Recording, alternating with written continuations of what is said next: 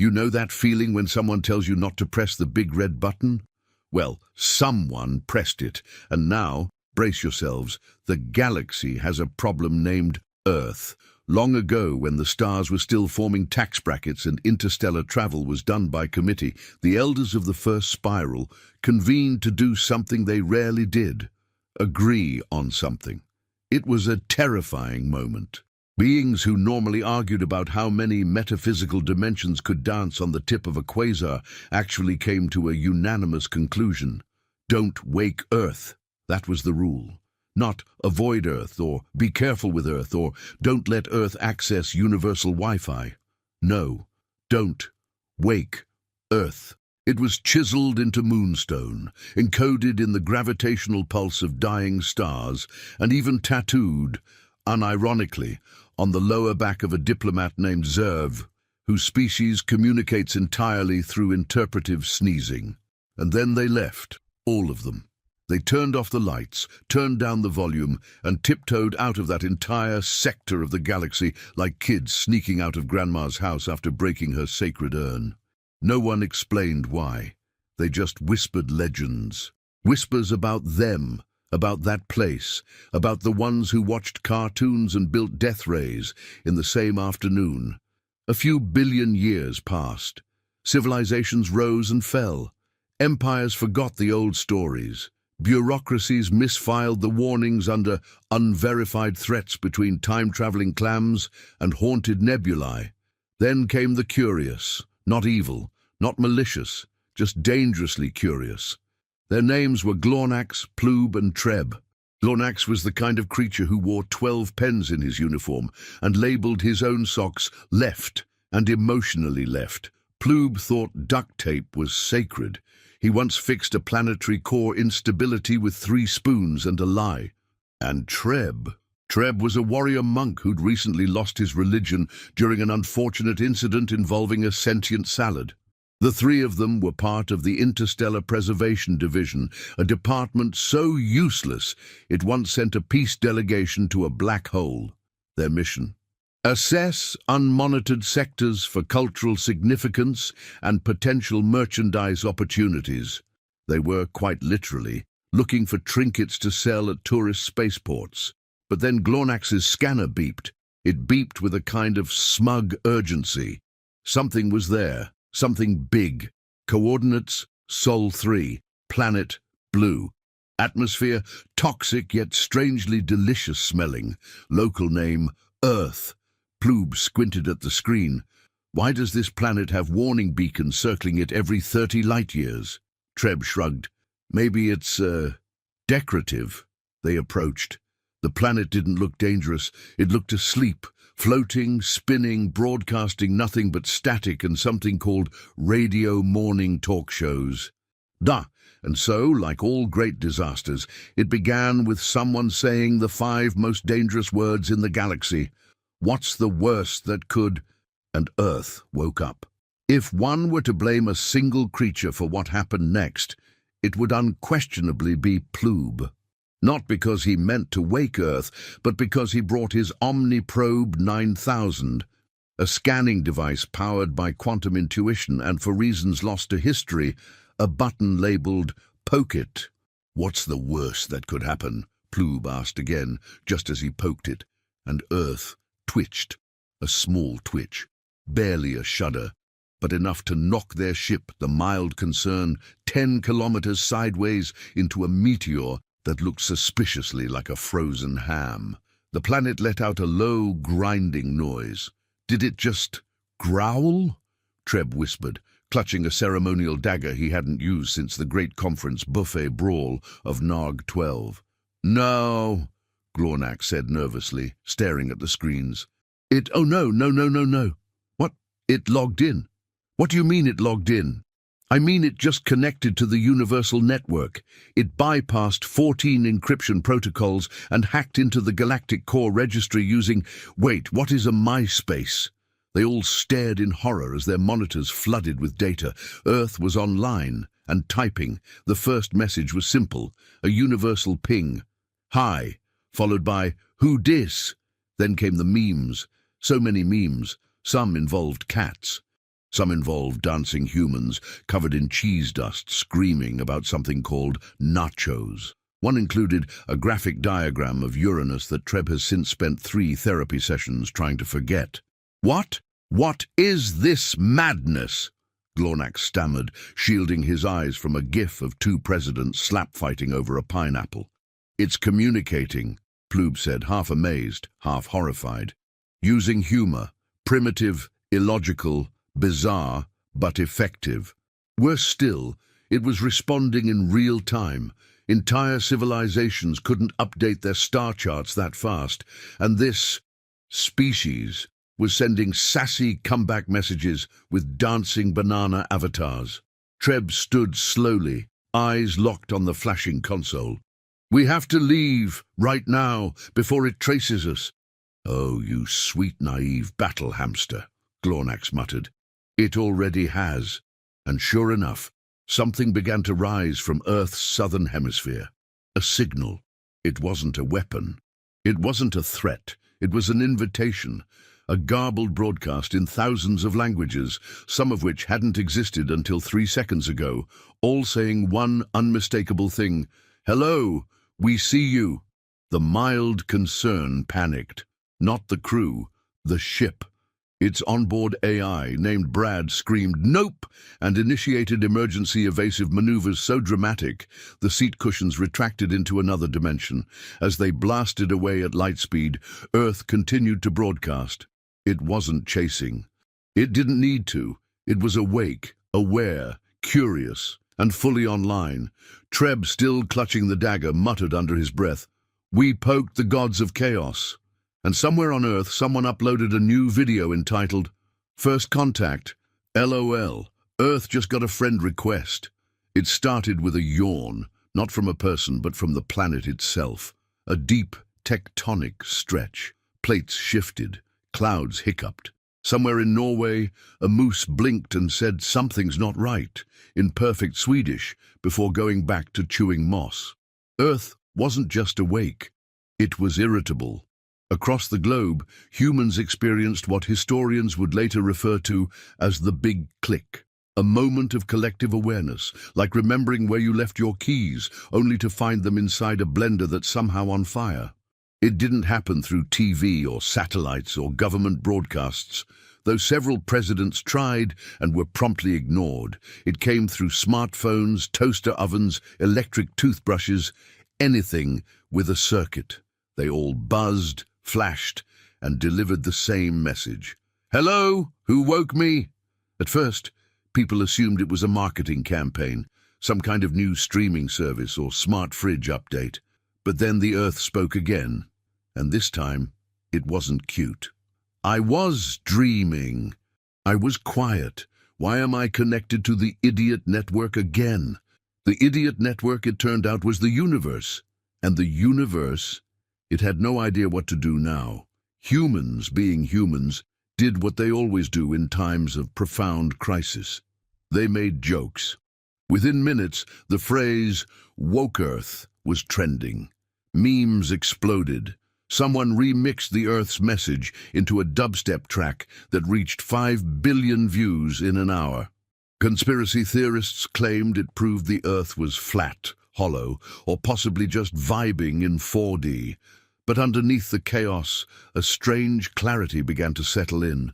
People stopped fighting, not because they achieved enlightenment, but because it was hard to argue about political borders when your planet had just asked the universe why it was full of morons.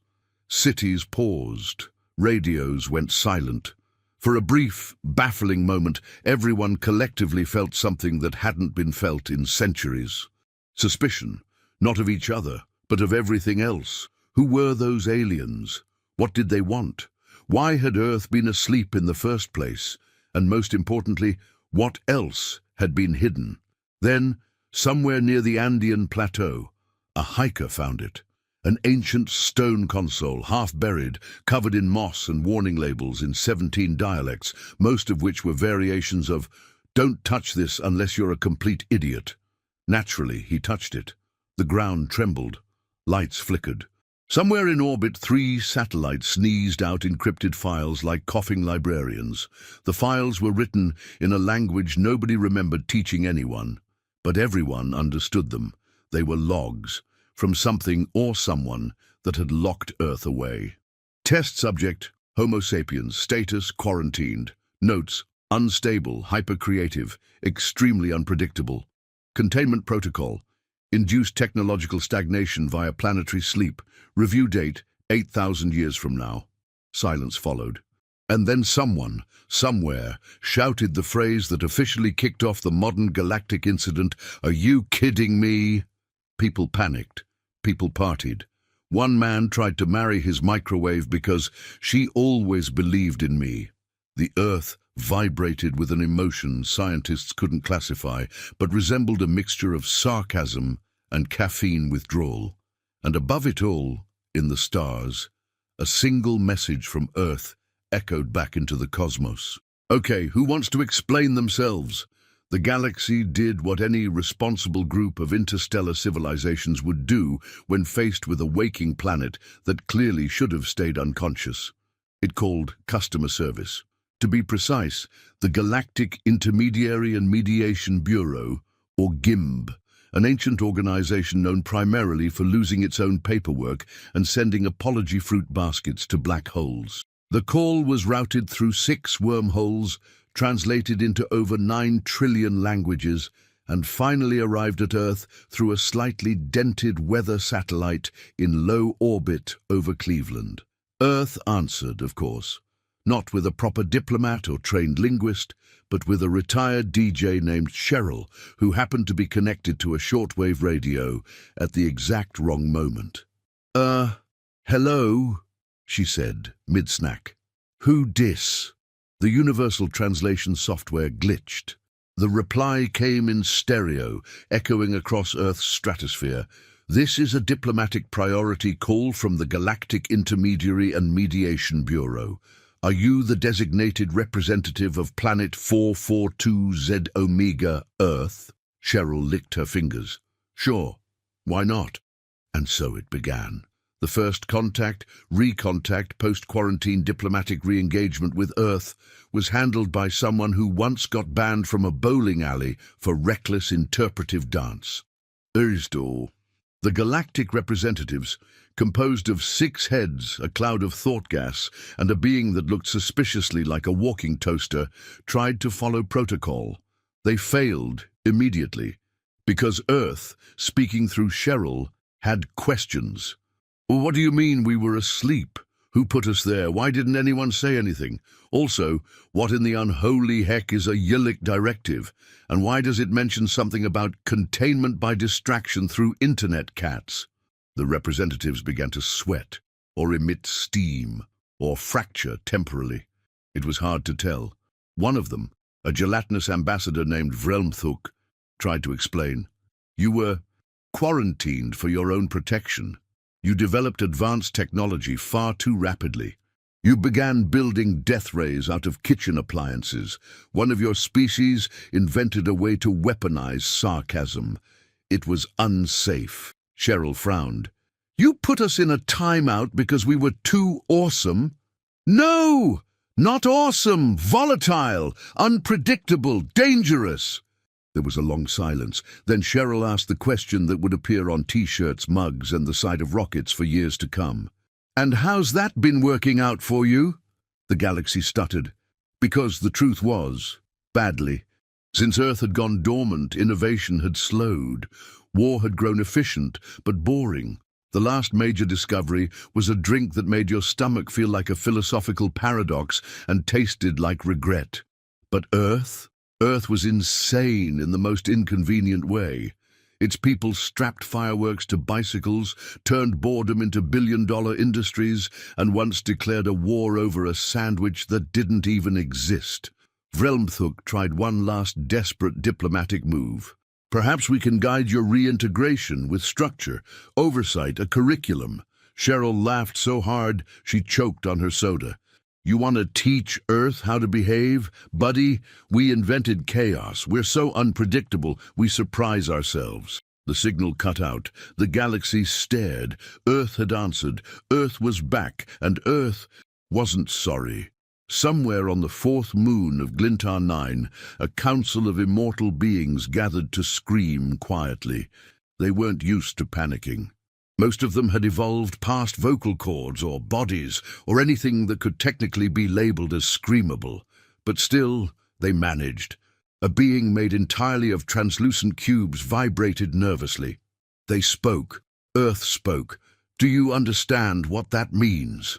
"Yes," muttered a wrinkled light entity in a robe that somehow smelled like bureaucracy. "It means the Illic directive failed." And whose job was it to monitor the containment systems? All heads, visible, invisible, gaseous, and in one case morally ambiguous, turned toward a tall insectoid figure sulking in the corner. It was Zarnik Feeve, once a promising scholar, now downgraded to interstellar protocol custodian after an unfortunate incident involving a fusion toaster and a treaty misunderstanding with sentient grass. "I filed the report," Zarnik snapped. "Section B42. Earth remains dormant. No significant memetic activity since the last ice cream incident." "And you believed that?" They were quiet. They hadn't built a death satellite in decades." The council groaned, or rather emitted synchronized particles of disappointment. One member slowly phased into view, a being known only as Elder Fenth. Its presence usually meant two things: excessive rules and extreme overreaction. "We must restore the veil," Fenth declared. "Reinforce the quarantine. Use containment beams if necessary." "That won't work anymore," Zarnik mumbled. "They're online. They've accessed the archive. They know." Fenth flickered in frustration. "Then we explain. We tell them the truth, gently, with diagrams." Someone in the back sneezed and activated a holoscreen. It displayed Earth, not spinning calmly like a nice civilized planet, but partying, not literally but metaphysically. Internet traffic had tripled. Satellites had started broadcasting mock interviews with alien plush dolls. A talk show featuring a sock puppet named Admiral Squidbrain was now the most viewed program in 4 sectors. And worst of all, Earth wasn't asking for help. It was asking questions, big ones. "Why did you lock us away? Who else is in quarantine? What gives you the right to decide who's ready?" The council's collective composure fractured. Fenth hovered above the chamber and declared, "We will meet them." Zarnik blinked. "What, like, in person?" "Yes." "Why? They'll just meme you to death. We shall be dignified, respected. We are the elders, the founders. We—" Suddenly, every holoscreen in the room changed. Earth was calling. Again. The screen flickered to life. It wasn't Cheryl this time. It was a child, maybe 6, covered in chocolate, wearing a tinfoil hat and holding a homemade flag labeled Earth Rules. "Hi," the child said, waving cheerfully. "Are you the space boomers?" The council froze. "Because if you are, my dad says you're in so much trouble. Also, he wanted me to tell you something." The child leaned forward, grinning. "We're not scared of you. We're just getting started." And then the signal cut. Zarnik turned slowly to Fenth, whose form was now a mixture of panic and what scientists would later call existential flatulence. "Well," Zarnik said quietly, "now what?" Fenth didn't answer, but everyone could feel it.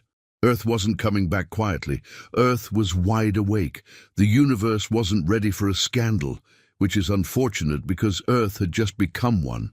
It began with documents, not bombs, not declarations, just old dusty files that no one expected to see again. They came from nowhere and everywhere. One moment galactic servers were humming along, and the next they were flooded with ancient logs, decrypted archives, and mission briefings stamped with the words "Quarantine Protocols Earth." The timing couldn't have been worse or more deliberate. Inside those files were records, messy, uncomfortable, embarrassingly honest records. Descriptions of early Earth experiments, observations of human behavior that read like the ramblings of sleep-deprived interns. Entire pages dedicated to things like sudden emotional violence, erratic cuisine development, and a footnote labeled, "Never show them the button marked, 'Do not press.' They'll press it twice." The reaction was immediate. At first, the galaxy laughed. Surely it was a hoax, some poorly constructed prank from a digital trickster with too much free time. But the signatures matched. The encryption was real, and buried in the metadata was a name: Zarnik Verve. Someone had blown the doors off the vault, and now everyone could see what the elders had tried to hide. While officials scrambled to deny everything, someone else stepped into the spotlight. Kipso. He was a cactus. A literal, sentient cactus, grown in the desolate winds of Sector Kappa 7, known until now only for his appearance in a single gardening competition where he refused to participate and insulted the judges. But now, Kipso had a microphone. He broadcast from his terrarium with a clarity and venom rarely seen in the realm of plants, and his voice, dry, sharp, unfiltered, he spoke slowly, firmly, like someone trying to teach a child not to chew electrical cables. "The question," Kipso said on his first broadcast, "is not whether Earth was dangerous. The question is whether they were right to fear it, or just afraid they wouldn't understand it." Millions listened, then billions. It wasn't his credentials, he had none. It wasn't his experience. He'd been rooted to the same pot for decades. It was that Kipso, for reasons still unclear, spoke a kind of truth the galaxy had forgotten it needed. He told stories from Earth's files, not the violent ones, the absurd ones. He talked about the time humans spent actual money on digital pictures of monkeys, or the one where a man tried to patent the sun, or the multiple cases, where humans voluntarily participated in activities called reality dating shows. "They're not just unpredictable," Kipso said one night. "They are creative in ways that no algorithm could predict, which is exactly why the elders feared them." The elders, of course, were furious. Venth attempted a press conference, which fell apart when he accidentally mispronounced Earth's name, and 1 million viewers sent him recipes for pudding in protest. Meanwhile, Earth wasn't responding diplomatically. It was responding with open access, live feeds, unfiltered broadcasts, unedited opinions from 8 billion humans, and counting. One stream featured a toddler explaining gravity using only marbles and shouting. Another showed a man trying to sell insurance to a raccoon. And everywhere questions. Why were we locked away? Who gave you that authority? And why did you think we'd stay asleep forever? The leaks kept coming. The audience kept growing. And somewhere in the silence between transmissions, the galaxy finally realized the truth. Earth had woken up, and it was talking back. There was no war. Not because peace had been negotiated, but because no one could agree on what they were even fighting about anymore. Half the galaxy wanted Earth shut down. The other half wanted to give it a talk show. And somewhere in the middle sat a committee trying to figure out whether Earth could be classified as a weapon, a cultural artifact, or a prank that had gotten completely out of hand. The Council of Continuity, an ancient body charged with maintaining cosmic order, called for a summit, the kind of meeting where important beings wore very tall hats and spoke in metaphors so dense they required footnotes. The summit was held aboard a neutral station floating between 3 suns and a very confused comet. Representatives from hundreds of species arrived, each more certain than the last that they had the right answer. Some wore robes, others shimmered in vibrations. One delegation consisted entirely of synchronized burping spheres. All of them wanted to speak. None of them agreed on anything. And then Earth showed up. Not a delegation, not a diplomat. Earth sent 4 people. A grandmother with a bingo visor, a mechanic named Larry, a philosophy dropout wearing flip-flops, and a teenager with suspiciously glowing chewing gum. They walked into the chamber like they'd gotten lost on the way to a barbecue. The council stared. The galaxy stared. And the humans? They didn't deliver a speech. They didn't bow. They didn't even hand out brochures. They brought snacks actual snacks. A large bag of them. Chips, cookies, oddly colored cubes that smelled of artificial banana and despair. They passed them out without explanation. At first, no one touched them. Then the burping spheres started humming in harmony and inhaled an entire tray of pretzel bites. A diplomat made of crystal tried a cheese puff and immediately declared Earth a culinary wildcard. And slowly, something happened. They started talking, not in grand, ceremonial tones, but like neighbors arguing over a fence. Larry explained Earth's obsession with inventing things no one needed. The grandmother shared a story about fighting off raccoons with a garden gnome. The teenager showed a dance so contagious it caused 3 species to revise their motor coordination charts. The galaxy listened, and for the first time, it understood. Earth wasn't trying to conquer, it wasn't trying to lead, it wasn't even asking for forgiveness, it was just being itself. And that was the problem. Because in a universe bound by systems, Earth was chaos with a grin. A place where logic went on vacation and came back with a tattoo and a lawsuit. The council tried to regain control. They proposed guidelines, monitoring, a structured reintegration into galactic society. The humans declined. They didn't do it rudely, just clearly. Earth would engage on its own terms, thank you very much. No handlers, no overseers. If the galaxy wanted a conversation, it would have to accept the fact that Earth came with contradictions, weird hats, and people who argued passionately about whether cereal was a soup. Then, just as quietly as they arrived, the humans left. No fanfare, no closing statement, just a note taped to the central console of the summit chamber. It read, "We're not here to behave. We're here to participate. Try and keep up." The galaxy didn't end, which surprised everyone, really. Because after Earth announced it wouldn't be following the rules, any of them, the consensus among interstellar bureaucrats was that chaos would consume everything within weeks. Emergency protocols were reviewed. Survival bunkers were dusted off. One species even began stockpiling spoons, convinced that utensils would become the new currency. And then, nothing exploded. Trade continued. Communications expanded. Planets still orbited. But something had changed. It wasn't in the laws. The laws were still there, thousands of them printed in languages no one fully understood, including the species who wrote them. No, the change wasn't in the structure of the galaxy. It was in its mood. For the first time in a very, very long while, the galaxy felt awake. Because Earth didn't just rejoin the universe, it infected it. With curiosity, with doubt, with ideas so bizarre they short-circuited ancient logic engines and made philosophers cry into their soup. Earth had flaws, yes. Glorious, terrible, brilliant flaws. Its people shouted at machines. They danced in parking lots. They built devices just to toss bread to ducks more efficiently. And when they argued, it wasn't about conquest or hierarchy.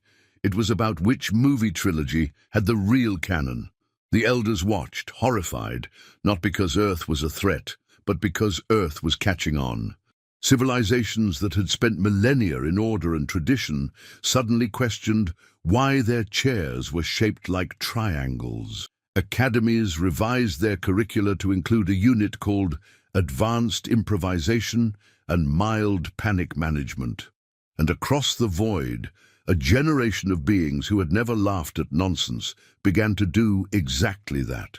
They laughed, they argued, they imagined, and the more they did, the more they understood what Earth had brought back with it, the absurdity of possibility. Not all were pleased. Fenth resigned from the council and moved to a nebula where rules could still be enforced without anyone making puns. Zarnik 5, meanwhile, started a lecture series titled I Told You So, the Earth Saga, which received mixed reviews but strong ticket sales. As for Kipso, the cactus, he became a cultural icon. His broadcasts expanded into full programming. One show, What Did Earth Do This Time?, became the most watched segment across 11 galaxies.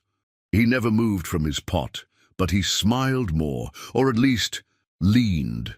And Earth? It didn't conquer, it didn't collapse, it just kept going, sometimes reckless, sometimes brilliant, always unexpected. New alliances formed, not out of diplomacy, but out of interest. Not treaties signed in stone, but messages scribbled in digital graffiti, saying things like, "Drop by sometime, we've got weird stuff." In the end, the universe didn't bow to Earth. It leaned closer. Because the one planet no one could predict had finally given them something worth doing, something wild, something risky, something alive. And from every corner of the cosmos, they came. Not to rule, not to save, just to see what Earth would do next.